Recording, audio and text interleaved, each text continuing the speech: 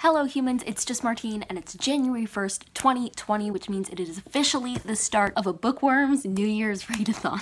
Why is that so hard to say? So I'm going to be showing you my TBR. For this, I'm going light, 3 books. There's a bingo card. I'm going for the diagonal. Well, on your screen it should be that way. This diagonal. First, for a debut novel, I'm reading The Hawkweed Prophecy by Irina Brignall. It says on the front, 2 lives, 2 worlds, 1 throne. I got this at the Dollar Tree, but it's pretty cool looking and it is a debut novel. Not the first thing that Miss Brignall has written. She's a screenwriter, an acclaimed screenwriter. She even worked on an adaptation of The Little Prince, so I have high hopes for this one, but it's her first novel.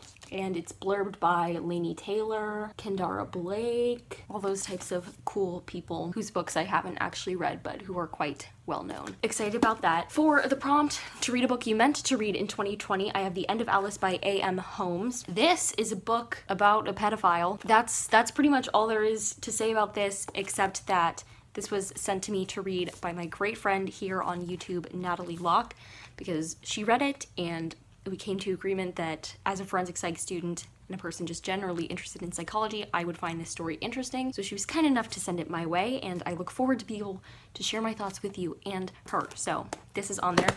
And then finally, for the prompt to fulfill a 2021 reading goal, I'm reading Minders by Michelle Jaffe. And the 2021 reading goal is to finish a specific video that I've been making since like mid-December. You'll have seen more about this hopefully before this video goes up, so I don't really know what I'm going to say about this now that I think about it, but it's a heavy one. It's not too long. Like it's less than 400 pages, but like it's got some heft to it, in my opinion. It says about Michelle Jaffe in the back, she's always dreamed of becoming either an FBI special agent or a glamorous showgirl.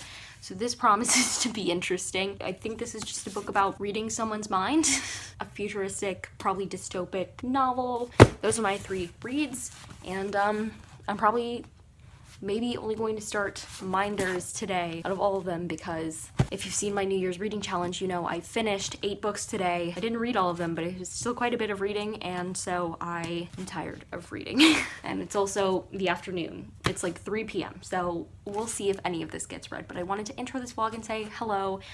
If you wanted more information about this readathon, I'll leave David's video linked down below about it, so I'm excited. Let's get to it. Alright, so I'm not going to give much information about my feelings towards this book, I feel like, because I'm going to be talking about it in a different video mainly, but since I am technically reading it as part of my TBR for this readathon, I should tell you that I started Minders and I'm on page 45. That's about 10% of the way through. So far, it involves one trope that I like very much, which is like a training program, but more of a science fiction, fantasy, speculative fiction, really type training program, not just a regular training program. So the basic premise of this whole book is that she's going to be able to read his mind, and right now she's going to this weird fellowship to do just that. So that's a trope that I really like. Any school or training facility type books are my jam.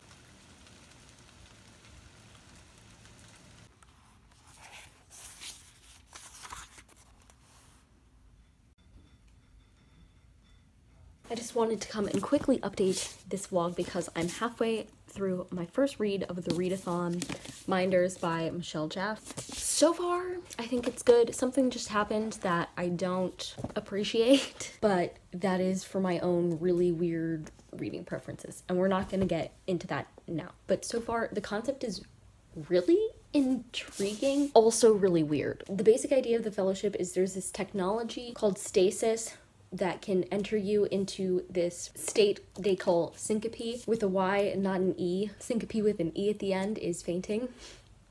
Syncope with the Y is apparently entering into another person's mind. So basically she's in his mind and he doesn't know it. At first they have like a 1-week trial of it, and then they go in for 6 weeks straight. So she's gotten past her first week and she's in there for the 6-week time period now in deep stasis, which is even different from the stasis of the first week, which is really interesting, and the way that it's written differently is like super cool. And I have always had a fascination with like how people could write mind reading. Like I have a whole story idea that I've been obsessing over for years and years and years, and have never managed to actually make it through a full draft of, only halfway through. And and one of the characters is a mind reader, and I have a very specific way that I want to depict it because I just find it fascinating, which is actually, I think, the whole reason that I picked up this book that I did, because I bought this book years ago at the Dollar Tree. I feel like I remember specifically purchasing it because I wanted to see other portrayals of mind reading for my own project that I believe I was working on more heavily at that time. So far, so good. I just finished my first read for this readathon and we're off to kind of a terrible start. I gave it 2 stars. I talk more about it in my Dollar Tree Reads video. It was 4 stars until like halfway through, and then it just kept dropping until we ended at 2 stars. I literally just said in a video that books don't disappoint me, and this one did. Yup. Okay, so I'm 50 pages into The Hawkweed Prophecy, and I'm reading this for the challenge to read a book by a debut author, and so far I think this is really good. I don't know why, but I think I assumed that it would be more dialogue heavy because it's written by a screenwriter, but I do have to say that her descriptions have been really good, which is nice. I love the trope of 2 worlds colliding. I appreciate that it's about like 2 people finding one another on accident, and it's not a boy and a girl. It's these girls who switched places at birth without knowing it because of a spell, and so they both feel really out of place where they are in the world because they literally don't belong there. It's cool in that instance. I don't know, you really can't see that, but yeah, I don't know what that's supposed to be on the cover. It has wings, I think, but if we're supposed to know what it is, I have no idea yet, but I am only 50 pages in, so I have quite a bit more story to go to figure out if that's a thing. I also don't know, I think, which of these 2 girls is which is Poppy and which is Ember. They're each one of them. So far, so good.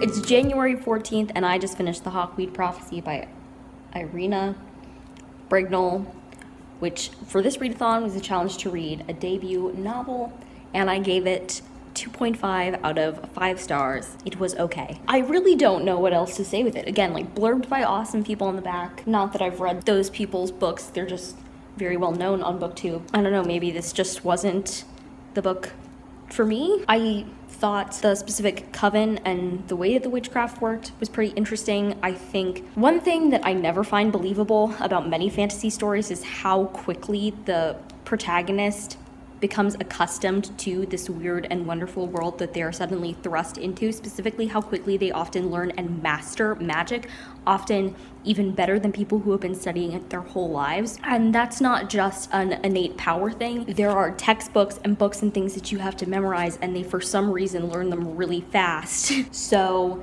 didn't love that about this. Additionally, the last 70 pages or so, most of it I was like, I don't care.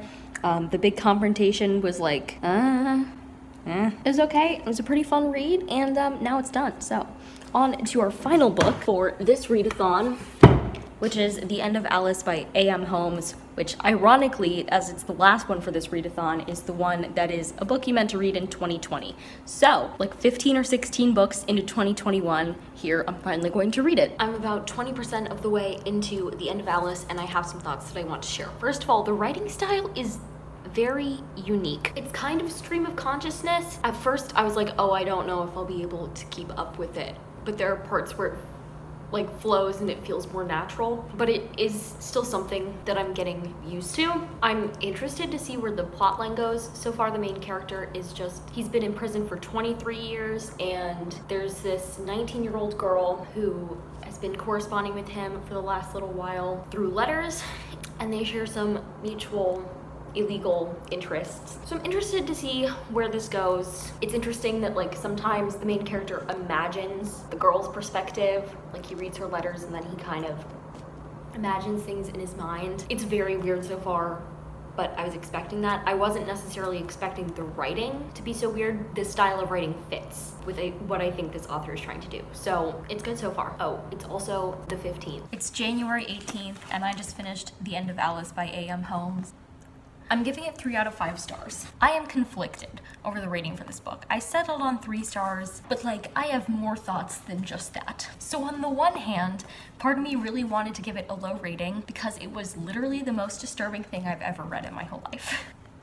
And the grossest and the most graphic, and in that sense, it felt awful to read. However, logically, I understand that was entirely intentional on the part of the author. So like, it was disturbing and really hard to read at some points, but also it was supposed to be. So like, if the author did what they were intending to do, that is technically a masterfully crafted book, right? So I'm conflicted. I don't know if there's a single other person I'd ever recommend this book to. It has almost every trigger warning you could probably think of. It's basically about a pedophile depicting his last few days in prison after serving a sentence of 23 years. If I was going to say which part of this book I enjoyed reading better, it would be the latter third probably, because you hear more about what actually landed him in jail instead of the weird mail correspondence between him and this 19-year-old girl who also seems to be kind of a pedophile, or very much a pedophile, in the first 2/3 of this book. I didn't like their correspondence